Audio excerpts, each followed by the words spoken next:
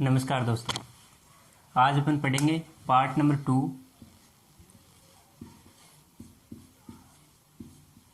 Transformer का। तो अभी तक आपने पार्ट नंबर 1 नहीं देखा है तो डिस्क्रिप्शन में जाके देख लेना, उसका लिंक मिल जाएगा आपको। तो अपन ने ट्रांसफार्मर में पहले क्या क्या चीज़ें देख ली। सबसे पहले तो वो स्टैटिक युक्ति होती है। क्या होती है? स्टैटिक युक्ति। स्टैटिक युक्ति का मतलब स्टैटिक डिवाइस, उसमें घूमने वाला कोई पार्ट नहीं होता है, इसलिए स्टैटिक बोलते हैं। ये अपन ने देख लिया। सामान्य यूज क्या होता है, जैसे कि 11 kV की लाइन है, इसे कन्वर्ट 230 वोल्ट, ठीक है, और या 30 या 40 लिख सकते हो आप, और या 440 वोल्ट में कन्वर्ट करने के लिए एक सामान्यतः ट्रांसफार्मर का प्रयोग किया जाता है। ये दो मैंने 230 के बाद में 40 लिखा है, कहने का मतलब ये जो है ना मानक है वोल्टेज। क्या है? सिंगल फेज मानक वोल्टेज है। ये यहां तक आपको पता होना चाहिए, ठीक है। और ये है 3 फेज की। क्या है? 3 फेज की मानक वोल्टेज है। तो यहां तक तो अपन ने देख लिया था। दूसरी बात, इनके नियम भी पढ़ लिए। 3 नियम होते हैं। एक सहप्रेरण होता है, पारस्परिक प्रेरण होता है, और एक कौन सा होता है? Mutual induction. म्यूचुअल इंडक्शन को ही सहप्रेरण बोला जाता है, ये ध्यान में रखना, ठीक है। तो अपन ने तीनों नियम देख लिए थे। इसके बाद में क्या आता है? इसके बाद में ये आता है कि 2 टाइप में है ये। एक तो होता है स्टेप अप में, स्टेप अप, ठीक है। स्टेप अप में क्या चीज होगा? स्टेप अप में जो होगा वो होगा वोल्टेज तो डिक्रीज होगा, और जो धारा है वो क्या होगी? इंक्रीज होगी। ये आपको ध्यान रखना है। स्टेप अप में क्या होगा?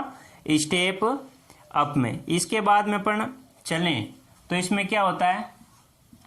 NS NP।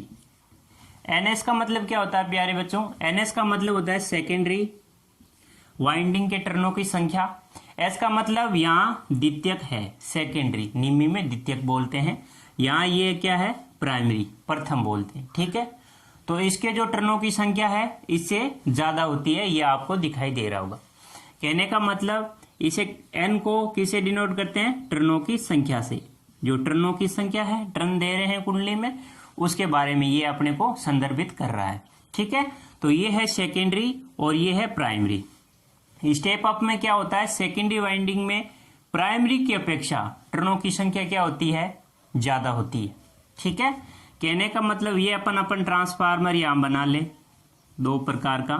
ये प्राइमरी वाइंडिंग हो गई और ये आपकी सेकेंडरी वाइंडिंग हो गई। क्या हो गई? ये प्राइमरी हो गई और ये हो गई सेकेंडरी। अब देखो, इसने बोला है कि सेकेंडरी वाइंडिंग की टर्नों की संख्या प्राइमरी वाइंडिंग की अपेक्षा ज्यादा होती है। इसमें टर्नों की संख्या मानो कि 10 है, 10 टर्नों की संख्या है, और इसमें 20 है।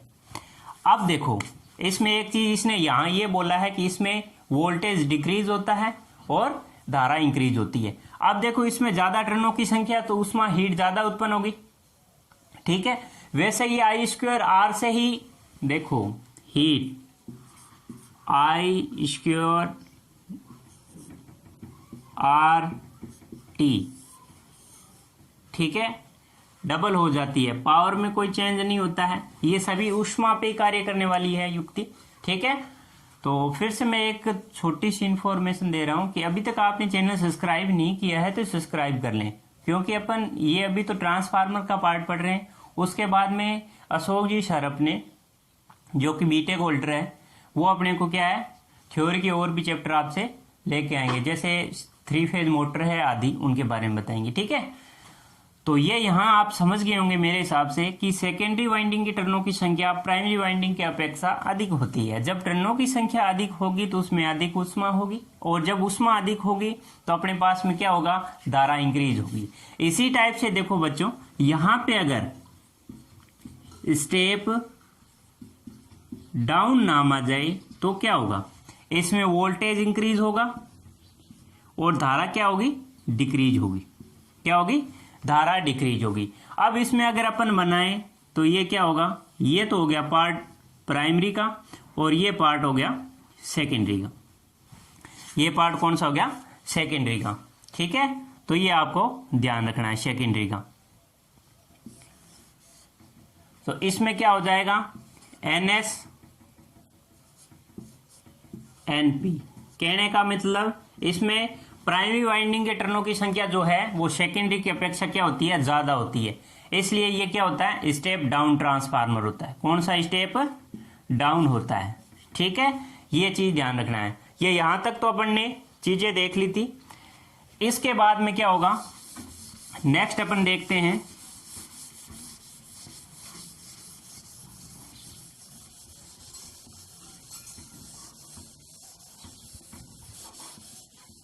नेक्स्ट देखते हैं ईएमएफ समीकरण।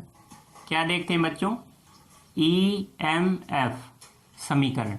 ईएमएफ समीकरण क्या होता है, ईएमएफ समीकरण के बारे में आप सभी जानते हो, फाई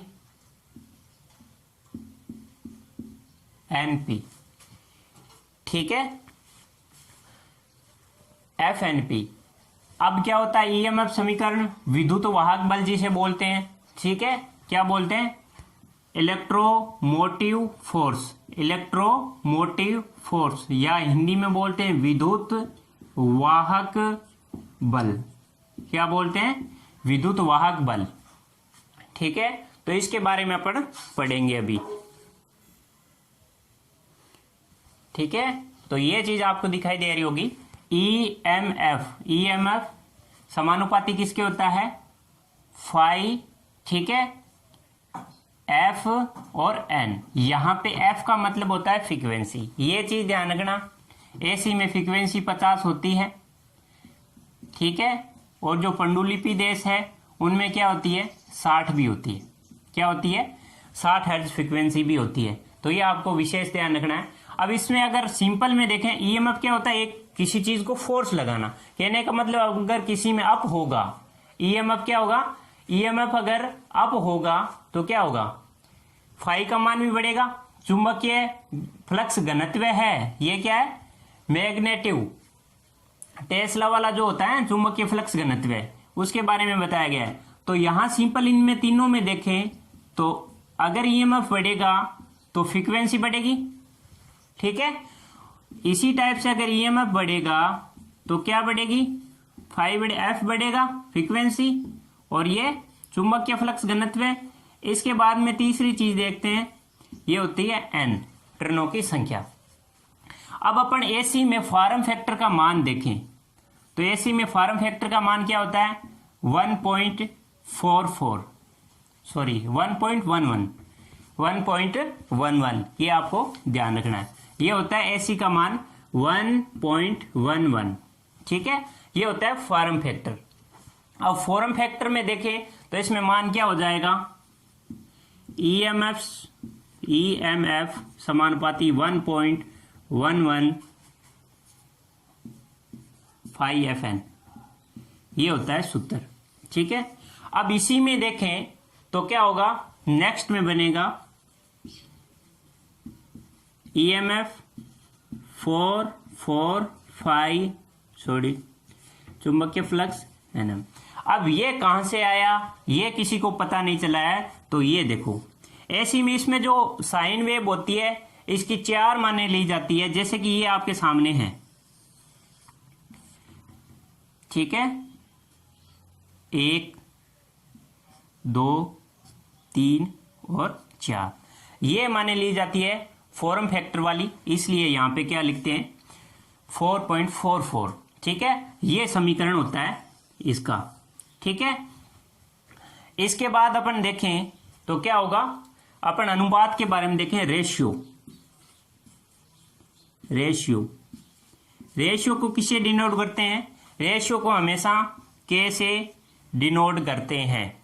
रेशियो का हमेशा किससे डिनोट करते हैं, के से। रेशियो का मतलब क्या होता है बच्चों, अनुपात। क्या होता है, अनुपात। ये आपको विशेष ध्यान रखना है, ठीक है। तो क्या हो गया, ट्रांसफार्मर रेशियो क्या होता है, के से डिनोट करते हैं। अब ट्रांसफार्मर रेशियो क्या होता है, यहां देखेंगे थोड़ा सा, ये सभी ने उतार लिया है तो मैं मिटा देता हूं, नहीं तो आप बैक करके भी देख सकते हो, ठीक है। यहां अपन देखते हैं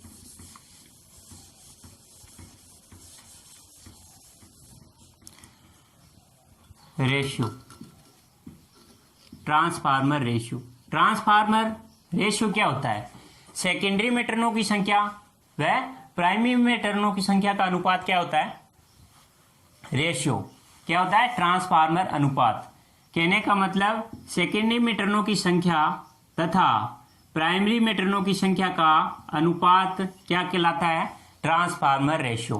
ट्रांसफार्मर रेशियो को के से डिनोट करते हैं। किससे डिनोट करते हैं? के से डिनोट करते हैं। के बराबर एस बटे एन पी। ठीक है। इसी टाइप से वोल्टेज रेशियो देखें तो वो भी इसी टाइप से आएगा। क्या आएगा?